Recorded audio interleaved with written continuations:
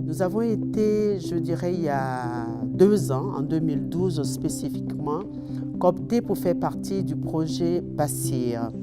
Et nous avons, dans ce mouvement, créé le premier consortium, Collection d'Afrique, qui regroupe donc 5 entités, un designer femme, dame, qui crée donc tout ce qui est vêtements femmes.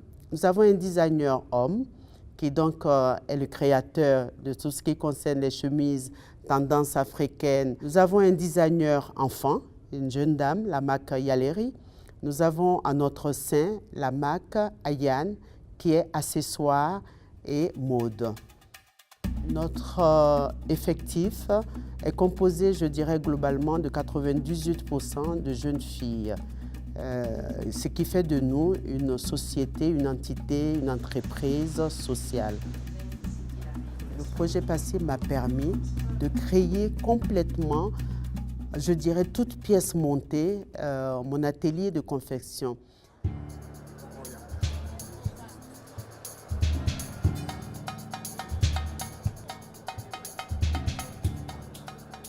Dans le cas du PASSIR, la mission de ITC consiste essentiellement à accompagner les entreprises ivoiriennes à l'exportation. Ce sont souvent des PME et des PMI. Et elles ont besoin de s'ouvrir à l'extérieur, donc il faut créer des débouchés.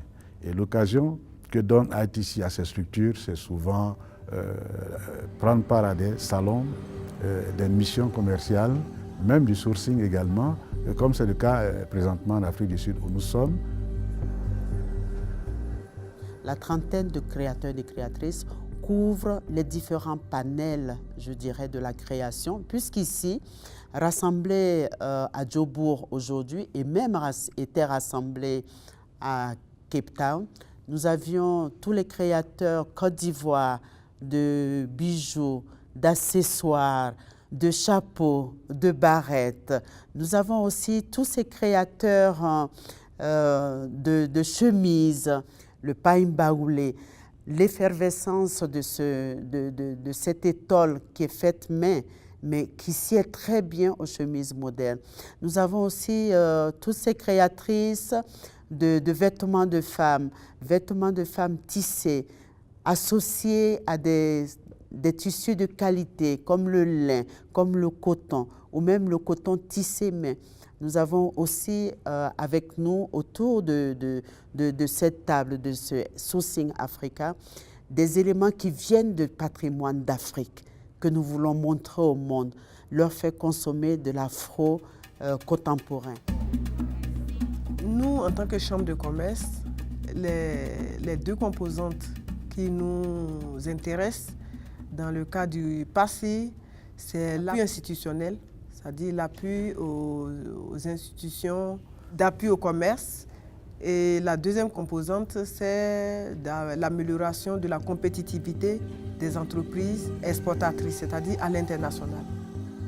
C'est le rôle primordial de la Chambre de commerce et d'industrie de Côte d'Ivoire dans le suivi et l'évaluation de nos activités que nous avons menées ensemble. Je dirais que le programme PASSIR actuel a jeté quand même les bases fondamentales d'une conquête des marchés internationaux pour ces entreprises. À 2 niveaux, ça leur a permis de s'ouvrir les yeux pour voir quelles sont les exigences des marchés internationaux, quels sont les rouages du commerce international, mais aussi comment leurs homologues d'ailleurs se mettent en place pour pouvoir conquérir les marchés internationaux. De quitter ma Côte d'Ivoire natale, de venir jusqu'en Afrique du Sud, c'est déjà une grande opportunité. Mais pour ma part, le projet PASSIR, piloté par l'ONUDI, et ensuite dans sa partie commerciale, avec mise en relation par ITC, est un projet à renouveler pour nous permettre d'en faire plus.